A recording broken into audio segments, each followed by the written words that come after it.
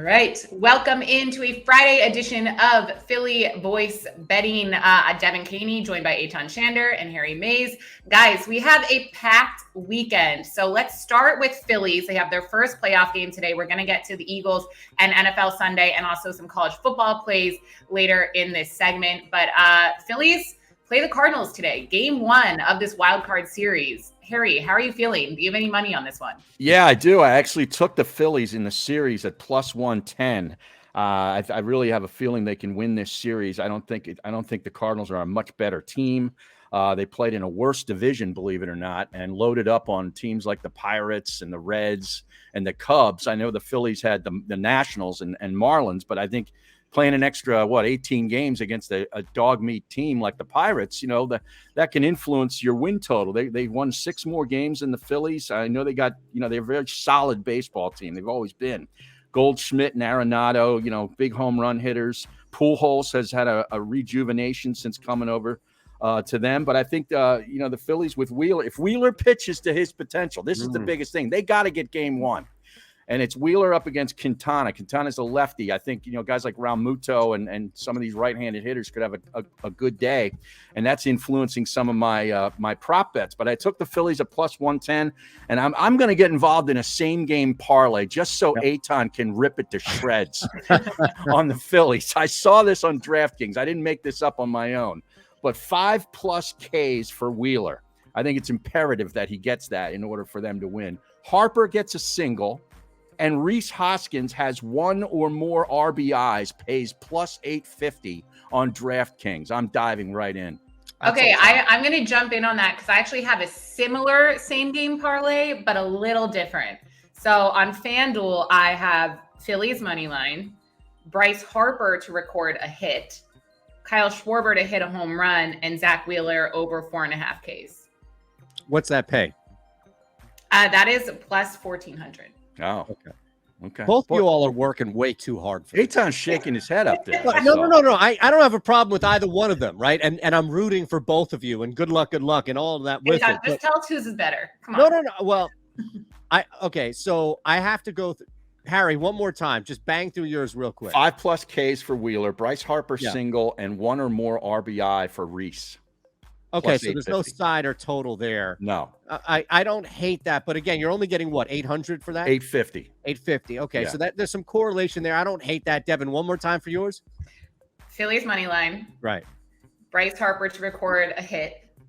Kyle Schwarber to hit a home run. Zach Wheeler over 4.5 Ks. Yeah, the Schwarber home run gives me. I know that's the tricky one. That's the one that gives me some. But here's the thing: it's not like that's 1,000. So I do feel like they're getting somewhat of more of a generous return. So to answer your question about which one I like better, I like mine better. And this is another one. Now, look, I ripped this from FanDuel, who apparently our buddy Moonshot, friend of the show, ripped it from as well. And this is what I'm saying. Like, I think we're all working too hard here. Wheeler 5 Ks, Harper 1 hit is plus 300.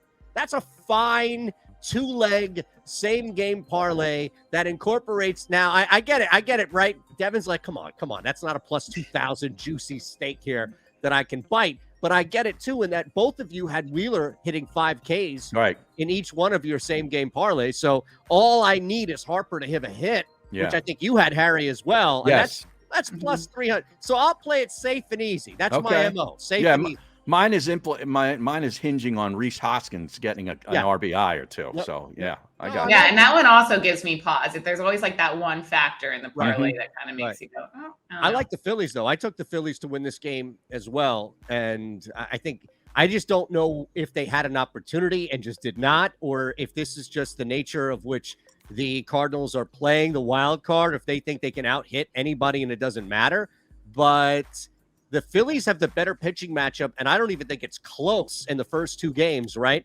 And then you get Jordan Montgomery, where it's kind of like, look, dude, if you couldn't beat this team with Wheeler and then Nola, you kind of deserve Jordan Montgomery on Sunday anyway. Well, I will tell you, though, this Quintana guy, since coming over from the Pirates, has had 12 starts, and he's allowed only 14 earned runs in those 12 starts. That's pretty amazing. I get things happen in the playoffs. Yeah. All right. How about right-handed hitters for the Phillies? Realmuto RBIs 2+ for +700 or Segura 2+ for +900. Does that interest you? I mean, here's the thing too. If you look at recent history, it's not like the Phillies have blasted the ball against Quintana, right? I think they faced him a couple of times, even back with Pittsburgh, right? I don't know. What's happened here? This is like some normal shit that I would come to the table with, and you're just hitting us with like these small market, big boost shots here. This is what happens when I see Joe DeCamera walking around town in a Phillies uniform, okay? With his baggy pants and his stupid-looking hat, carrying his flag. That's what it does to me, okay? Wait, I'm sorry. Are you saying that makes you believe in the Phillies more? Or I don't know. I'm trying to get that out of my head, so I went ahead and went large on the Phillies and all these stupid props. I don't know, man. I thought Joe filled that jersey out pretty well. Oh, yeah. I do too. He looks like don't knock my man, Joe. He looks like he's in the 1963 baseball season. Okay, My goodness. but that's what the camera looks like every day. I know. They just took his clothes out and replaced it with the jersey. Normally he looks like a busboy, but now today he's got the Phillies outfit on. You can't, unless you're going to do the camera, you can't rip the camera. Oh, I can rip him. I started at the Fanatic. I will tolerate no Joe DeCamera slander on my program. We love Joe. I've worked with him since 2005. Joe, if you're listening, we love you. He doesn't believe it, but go ahead. I appreciate the caveat. Let's get into football. Starting with Eagles, guys. This was a tough one to find any bets that like really stood out to me that I loved, especially in terms of player props. I do like the Eagles plus the points in this one. I also like Eagles taking the first half because the Cardinals are dead last in the league for points in the first half, especially the first quarter. And we all know what the Eagles like to do, especially in that second quarter. But otherwise, like nothing else really stood out to me. What about you guys? I'm actually not on the Eagles on this game. I don't think this is a good week for them, to be honest with you. I'm going to try to see if I can find a Dicker the kicker prop because Elliott is out along with Mailata and Maddox, I believe, this week. And Dicker is the name of the kicker. So I got to bet that. Is that his name or is it like Dicker? Yeah, Cameron Dicker from the University of Texas. What's the bet? I don't know. I'm going to see if I can find one. Look, we just hit it again last night. These are the best props you can find on most major books. If you go over total field goals or if you just go over individual field goals, you're going to find a field goals or a scoring prop tab in whatever book you use. DK, right? So you're going to find that in scoring. It's going to be total field goals, and then you'll see both kickers split. So I'm sure you're going to get an over 1.5. My guess for Dicker is probably going to be at like even money, or maybe it's like plus 105 because they probably won't try and kick him much. But no, look, I think not having Mailata and not having a kicker is going to impact the offense. It's just tough, right? Yeah. Like we can look at a lot of things do point to the Eagles just being the better team, but it's the NFL.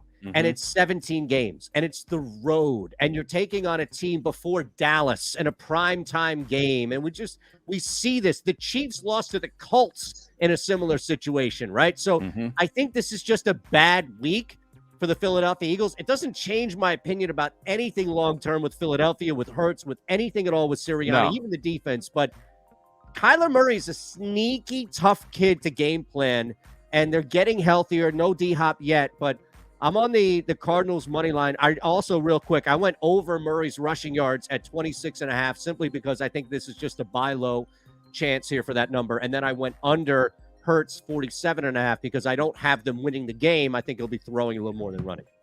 I think he'll be throwing more than running as well. I like that. Did you guys have any bets on last night's game, by the way? Yes, I had the under. Oh, my. Yeah, the under. What a game last night. Yeah, that was a beauty. Let me see here. Under 19.5. Somehow the Colts were projected to score 20 points. They were averaging 13 against a defense that was giving up 17. So under 19.5 team total. Over 3.5 field goals. Again, I don't know how that was even money, but slammed that one there. And then there was another one. Oh, yeah. Harry, I tailed him under 43.5 on the game and then under 22.5 first half Denver. The only one we really missed was over 1.5 passing touchdowns for Wilson, but that over basically a half interception for Matt Ryan, I think cashed like before he even took the field, right? Yeah. Did you see Hamler's reaction after Oh, I that loved it. pass did not go to him? These two teams, man. I'll tell you, there's problems in Denver, man. And if you go look it up on Twitter, Kyle Brandt from the NFL Network, the Good Morning Show, Good Morning Football, eviscerated Russell Wilson, and it was absolute poetry. I need to check that out. I love Kyle Brandt. He's all great. right, let's get into other football bets we have for both the NFL and Harry. I know you've got some fun college football bets going on. Well, yeah, I'm on LSU. I've been on them all week. The line has moved down to 3. They're getting 3 at home against Tennessee. I got it at 3.5. Mississippi State, this line keeps going up. It's now -9. We got in on Monday at -5. There comes a point where I might buy back a little Arkansas plus the 9, Eitan. I don't know about you. But Illinois, I jumped on against Iowa. I don't like laying the 3.5 on the road, but I'm going to do it anyway. And you prompted me, Devin, the other day to take, actually you and Eitan both, first half Alabama. I'm laying 14 points and taking that to the bank. Don't hate it. I don't hate that at all. I wish Arkansas I'm going to stay away from, but I understand what you're saying here. Yeah. I totally. At some point it gets too much. You know what I mean? Yeah, you're right. You're right. I also, and I sent that shot over there to our buddy who's producing here, Matt Cherico, on what I'm doing here. So you can see this real quick. Another spreadsheet. Look, keeping it up. Keep it up. That UCF game, by the way, was just a thing of beauty. Oh, wasn't that great? Hitting a -3 and then again live at 102. And they were losing 10-3 in that game. They were down. Yeah, we also hit them alternate -7.5. But real quick for college, it's Rutgers Friday night. Have them winning money line. Don't trust anything with Nebraska. Took Oklahoma +7 coming off that loss. Love them with the points there. Washington State over USC, the visitors 7-2 last 9. Washington State 7-0 ATS versus on the road, versus unbeaten double-digit favorites. And I love them getting 13 here. With you, Harry, on LSU. Kansas. I mean, I still feel like Wow, they're getting 7. Yeah, at home, game. right? At home, it makes no sense whatsoever. Sign me up. Yeah, 5-0 when they take on game day is going to be there. Yes, they are going to be there. Yes. Kansas 6-2 ATS last 8 in the series with the Frogs, and the series host has cashed 5 of the last 6 in this. Purdue +3.5, Vatech +14 right there, and then lastly Iowa State on the money line. So that's my college stuff. I like it. Now this the Oklahoma game there you go, Matt. Against Texas, the big rivalry. Brent Venables is the head coach at Oklahoma, and he's a defensive guru from Clemson. His defenses have given up a total of 96 points in the last 2 games. There's problems in Oklahoma. And when a team like that has aspirations of winning a conference, loses a game, sometimes the next week they look like shit too. But I don't think that's going to happen because this is such a rivalry. They want to beat Texas. They could lose all the rest of the games in the season as long as they beat Texas. Oklahoma 19-1 straight up in games off a loss where they allowed 36 or more when facing teams that are less than 750 on the season. Now there's a trend. I'm telling you. All right. Bad when they give up more than 36 to like somewhat good to shitty teams, they come back with a vengeance. All right. That TCU quarterback's good though. He is. Yeah. All right, love it. What about NFL? Any other games that we're looking at? Well, we took Baltimore. That's up to 3.5 now. We're in at 3. I might take Cincinnati, man. Yeah? I don't know. Really? I don't know. I'm going back and forth. I hate Cincinnati all year, but I know you have. You're down on the Bengals. Yeah, but you're getting 24 games so far have been decided by 3 or fewer points. That's history through the first 4 weeks of the season. The fact that they're getting a hook, this feels like a tight game. Baltimore's pass defense is one of the worst in the league. They've given up 2 leads. They've blown 2 leads.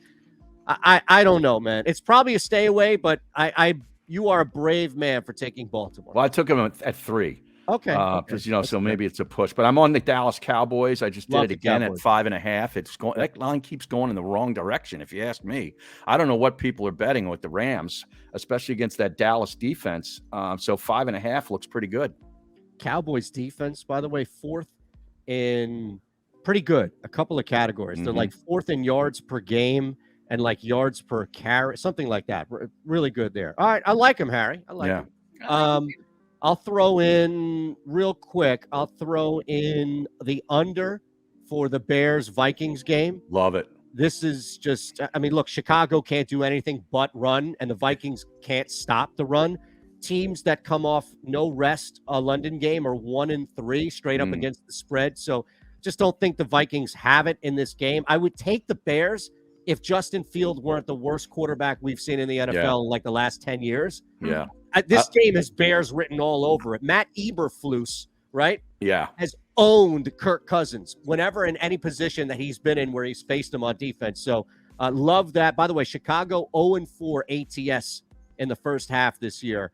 Last, I'll take this. And look, I'm just throwing it out here. I like the after London angle of that game that you have. Saints, too, is another one to fade. Last one. Let me throw it out here for you, and I'm done. We haven't seen the true impact of this, and I'm willing to take a shot because things aren't as they should be down in Tampa Bay. There is an upstart Atlanta team coming in that's getting 10 points against Tom Brady, who just filed for divorce or was just filed for. Is that true?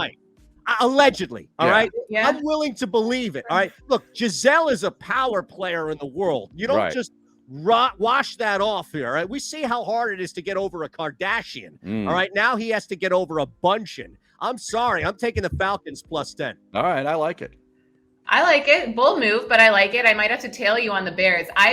I put money on the Bears like every week this NFL season. I don't know why. Like I'm starting to call them like my Chicago Bears.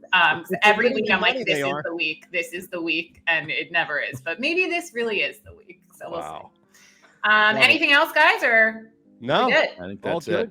All right. Well, thank you everyone for tuning in, and we'll see you next week. Go Birds. Go Birds. Go Phils.